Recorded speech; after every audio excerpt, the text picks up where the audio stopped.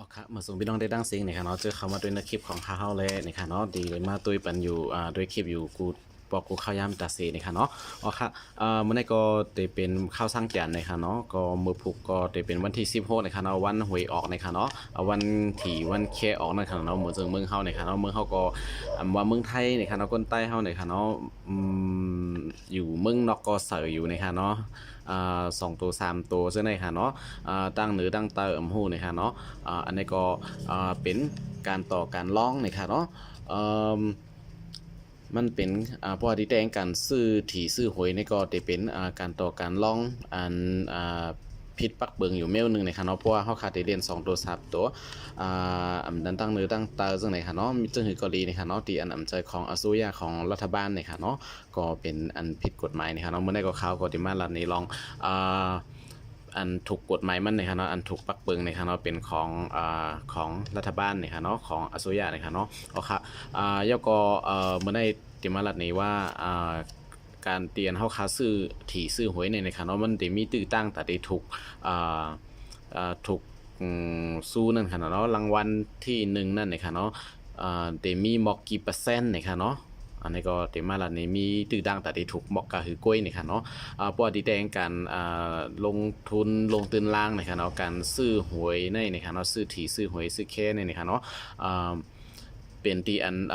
มีตื้อดังแต่ได้ลู่ซุ่มแต่ว่านะคะเนาะย้อนไปว่ามีตื้อตั้งตัดได้ถูกมันนี่มีหูปากเอาอีกหนึ่งก้อยเนี่ยค่ะเนาะมีหูปาก 1.4% ก้อยเนี่ยค่ะเนาะตัดได้ถูกรางวัลที่1นั่นเนี่ยค่ะเนาะสู้อันที่1เนี่ยค่ะเนาะอันนี้ก็เตะข้าวเตะมาหลังนี้ไล่ย่อยยำมันปลาอีกหนึ่งเนี่ยค่ะเนาะอ๋อค่ะก้อยกาแห้งไรกวนเฮาตึกซื้อกันอยู่ล่ะเนี่ยค่ะเนาะอันนี้ก็เป็นมีหลายรองหลายตั้งเนี่ยค่ะเนาะอ๋อค่ะอันนี้ก็อันนี้ก็เดมีนี่ครับเนาะข่าวเดอ่านในตั้งหลังในก่อนนะครับเนาะว่าเขาคาซื้อหวยไทยนี่ครับเนาะอันนี้ก็ข่าวซื้อมาเหมือนได้นี่ครับเนาะหวยไทยนี่ครับเนาะอันนี้ก็อัน80 บาทนี่ครับเนาะโอเคเงินไทยนี่ครับเนาะแล้วก็มีเงินไขดังไรนี่ครับเนาะข่าวเดอ่านในพี่น้องเขานี่ครับเนาะนะครับก็สลาก1 ชุดเดมี1 ล้านฉบับนี่ครับเนาะ1 ล้านฉบับนี่ก็เดมี1 ล้านใบนั่นค่ะเนาะอันนี้ค่ะอันนี้ก็รางวัลที่1นะคะเนาะ1 รางวัลในมี1 รางวัลนะครับรางวัลที่1มี1 รางวัลนะคะเนาะแล้วก็รางวัลละ6 ล้านบาทนะคะเนาะก็จะมี6 ล้านนะคะแล้วก็รางวัลที่2จะมีอยู่5 รางวัลนะคะเนาะ5สู้นะคะเนาะรางวัลละ 20,000 บาทนะคะเนาะจะ2,000 200,000นะครับเนาะรางวัลที่2 200,000รางวัลที่3สู้ที่3ได้มีอยู่10สู้นะครับ10 รางวัลนะครับเนาะ1 รางวัลสำเร็จมีอยู่ 80,000 บาทนะครับเนาะอันในรางวัลที่4นี่ครับเนาะก็มี50ทั้งหมดเต็มมีคนถูกอยู่50ก้อนนะครับเนาะอันเป็นรางวัลที่4นี่ครับเนาะอันนี้ก็รางวัลล่าได้มี 40,000 บาทนะครับเนาะต่อ1 ปาดนะครับเนาะต่อ1 เดือนมี2 ปอกนะครับเนาะเมืองไทยนี่ครับเนาะเอาค่ะกลางเดือน1 ปอกเซ็งเดือน1 ปอกนะครับเนาะอันในรางวัลที่5มีอยู่1 ปากรางวัลนะครับเนาะตั้งหมดในนะครับเนาะมีปากด้วยค่ะนะอันเป็นรางวัลที่5ในกวนตัดถูกมีปากนะครับเนาะรางวัลที่1มีก้อเหลวนะครับเนาะรางวัลที่2นี่ก็มีรางวัลเหลวนะครับอันนี้ก็มี5 รางวัลนะครับเนาะอันนี้ก็เฮาคารัดนี่รางวัลที่5ในที่มีอยู่1 ปากรางวัลละ20,000 บาทนะครับเนาะมี 20,000ในนะครับเนาะมีอยู่10,000 รางวัลนะครับเนาะเอาค่ะแล้วก็ตามเรียนเขาแต้มไว้ที่ตั้งหลังแคปหวยถี่เฮาขนาดนะครับเนาะอันนี้ก็รางวัลข้างเคียงรางวัลที่1นะครับเนาะรางวัลที่อันสู้ที่อันจำสู้ที่1นั่นนะครับเนาะมีอยู่2 รางวัลนะครับเนาะอันนี้ก็จะเป็น100,000 บาทนะครับเนาะรางวัล3 ตัวท้ายนะครับเนาะเลขท้าย3 ตัวนี่ก็จะเป็นอันลื่นสุดมัน3 ตัวนะครับเนาะเหมือนจะตั้งหลัง3 ตัวตั้งหลัง3 ตัวอันนั้นก็ตั้งหน้า3 ตัวซึ่งไหนครับเนาะอ๋อค่ะอันนี้ก็สังเกตว่าเขาคาถูกตั้งหลัง3 ตัวแล้วก็จะมีอยู่จะมีอยู่2 อันนะครับ2 ปอกนะครับเนาะมันมี2 อันนะครับรางวัลละ4 เฮงบาทนะครับเนาะแล้วก็จะมีรางวัลที่รางวัลท้าย3 ตัวอันนี้ตั้งหน้า3 ตัวอันนี้ตั้งหลัง3 ตัวนะครับเนาะ1 อันนี้จะมีอยู่2 อันนะครับเนาะ2 รางวัล2 ปอกนะครับเนาะ2 ครั้งแล้วก็รางวัลละ2 1,000 บาทนะครับมี2รางวัลละ 4,000 บาทนะครับเนาะอันนี้ก็จะเป็น 4,000 นะครับแล้วก็เลขท้าย2ตัวนะครับเอามาเจอเฮาคาตั้งหลังสุดท้ายนะครับเนาะ2ตัวพวกเฮาคาเหมือน2ตัวในนะครับเนาะเฮาคาก็ได้รายเงินอยู่2,000 บาทนะครับเนาะก้อยกะในอันมีอยู่10,000รางวัลนะครับเนาะ1ปาดออกที1ปอกในที่มีอยู่10,000รางวัลนะครับเนาะที่ไหนครับเนาะมีซูมัน 10,000นะครับเนาะ10,000แล้วก็ตีไรอยู่ 2,000 บาทนะครับเนาะกล้วยกานะครับเนาะตีในเขาติดแต้มไม่ว่าสลัก1ชุดนะครับเนาะมีอยู่ตั้งหมดนะครับเนาะมีซูมัน1ปอกเนี่ยแต่มีซูมันอยู่14,000เหง1ปาก68ซูนะครับเนาะเป็นเงิน48ล้านบาทนะครับเนาะตีในค่ะเนาะเอาค่ะอันนี้ก็เป็นตั้งหลังมันเขาแต้มไว้นะครับเนาะเอาค่ะอันนี้ก็อันนี้ข่าวก็อาจมาในแผ่นทิปนะครับในแผ่นทิปของไทยนะครับเนาะอันนี้ก็โอกาสถูกหวยมีแค่มีหมอกตื้อตั้งแต่ที่ถูกหวยนะครับเนาะมีหมอก 1.4168% นะ 1.4% นะครับเนาะเอาง่ายๆในหูปากมัน1.4 กล้วยนะครับเนาะอันนี้ก็เฮาขามาอ่านด้วยดีในนะครับเนาะกล้วยกาบางปอกในก็พวกเฮาก็ซื้อที่ในเมืองไทยนี่ค่ะเนาะมาบอกเปิ้นขาย80ในกล้วยกาบางที่เฮาอันเปิ้นเลยหาขายฉะนั้นเลยซื้อเป็น100ซึ่งในก็ได้มีนี่ค่ะเนาะ120นี่ค่ะเนาะอ๋อค่ะอยู่ที่คนขายมันให้เฮาซื้อมันนี่ค่ะเนาะอ๋อค่ะอันนี้เรามาด้วยกันนะคะเนาะว่านะคะเนาะวิเคราะห์ลอตเตอรี่กันนะคะเนาะลอตเตอรี่1ชุดมี1ล้านเลขนะคะเนาะที่ออก1ปอกในนะคะเนาะตั้งหมด1ชุดนะคะเนาะ1ชุดใน1ชุดก็เตมีอยู่1ล้านนะคะเนาะมี1ล้านเลขนะคะเนาะ1ล้านเลขมันจะ1ล้านไว้ค่ะนะไว้1ล้านไว้มันจะนะคะ1ล้านเลขนะคะเนาะ1เลขในอันมีหลายไว้ก็ไรนะคะเนาะมันจึงเปิ้นซื้อ5ไว้เลขมันเหมือนกันฉะนั้นก็สิมีทั้งนำทั้งหลายนะคะเนาะใน1ชุดเนี่ยมันสิมีเลขปองมันนะคะเนาะมันถึงว่าเลขมา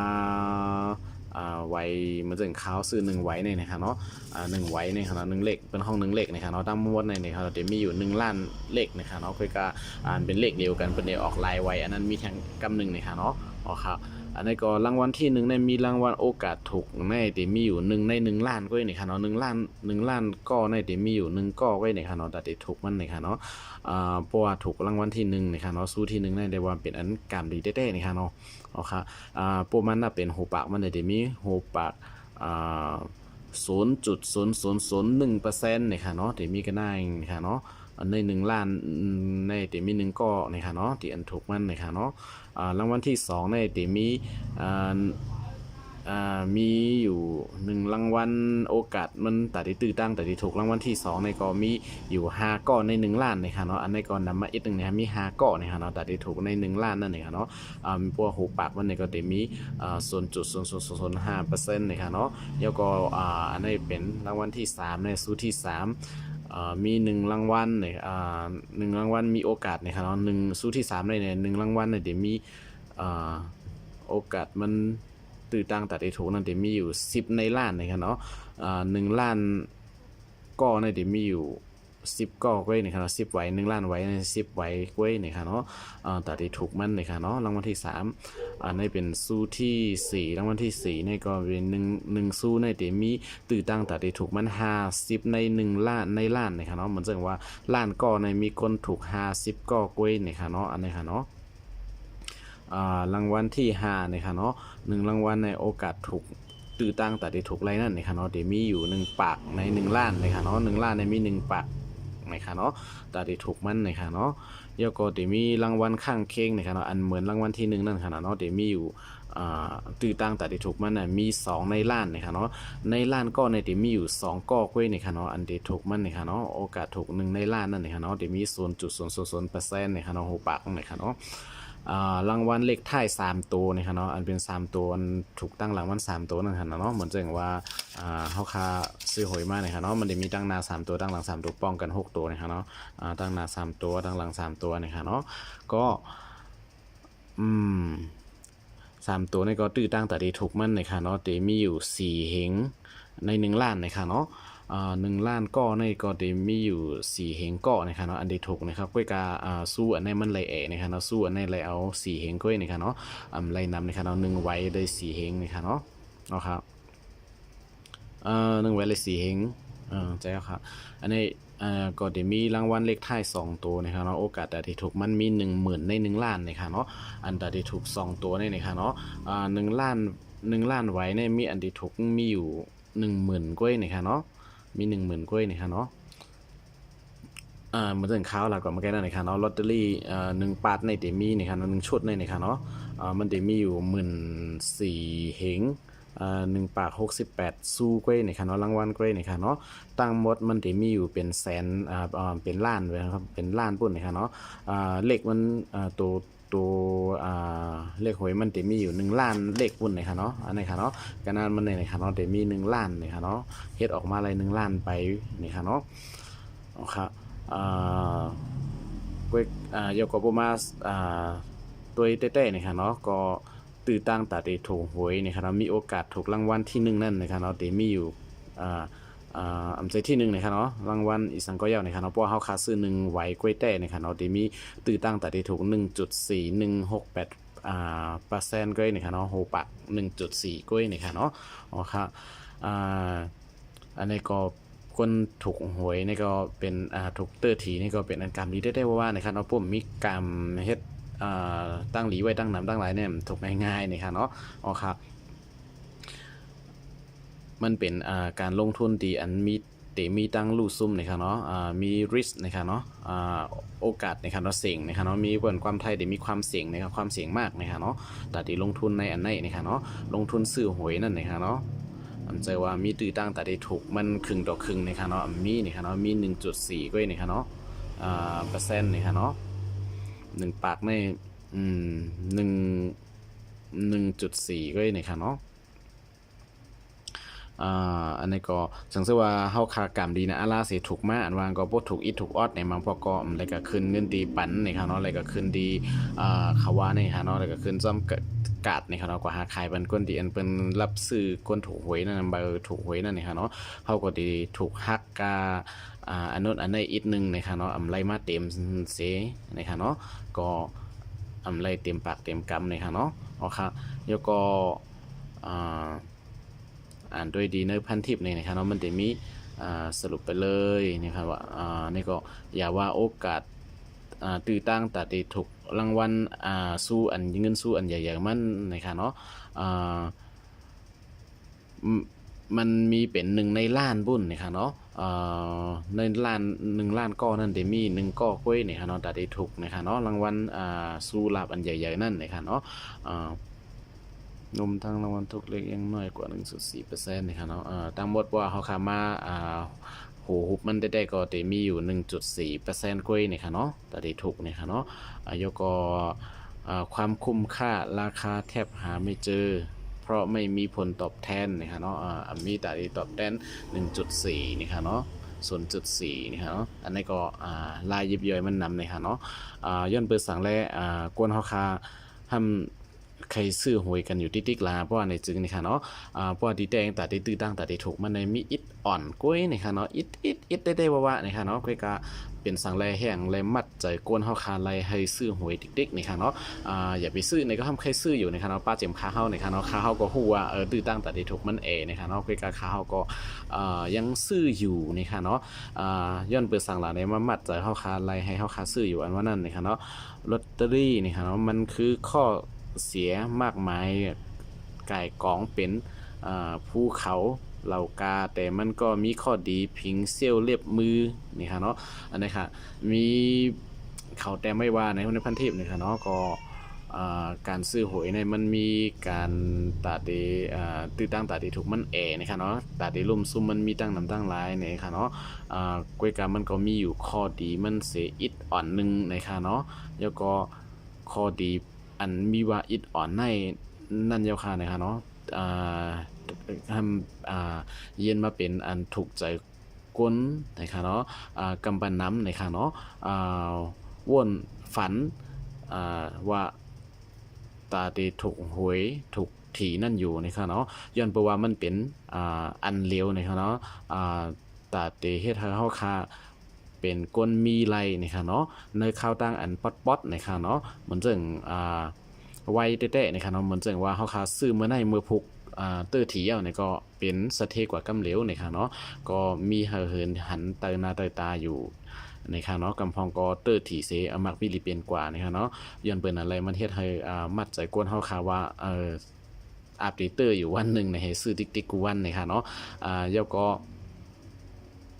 มันก็ในเรื่องตั้นเลยซื้อมือผูกก่อนค่ะเนาะซื้อมื้อในมือผูกถูกผมใจจังนั้นก่อนค่ะเรามาบอกตีออกเอา1ชั่วโมงเลยกว่าซื้อมาวัยวันเปิ้นออกมาแทงชั่วโมงเนี่ยมันถูกเอาเนี่ยเปิ้นก็ถูกกว่ากำเหลียวฉะนั้นก็มีนี่ค่ะเนาะก็อันนี้ก็ย้อนเบอว่ามันมีอันมัดใจกวนจังไหนแลนี่ค่ะเนาะกวนเฮาค่ะก็เป็นอันซื้อหวยกันอยู่ติ๊กๆนี่ค่ะเนาะอย่าไปซื้อล่าๆนี่ก็มีไผทอมนี่ค่ะเนาะค่ะอันนี้ก็มันจึงข้าวนี่ค่ะเนาะก็มาอ่านในพี่น้องเขาในสีตาก่อนนะคะข้าวก็ตึกมุงมองวนว่าตีถูก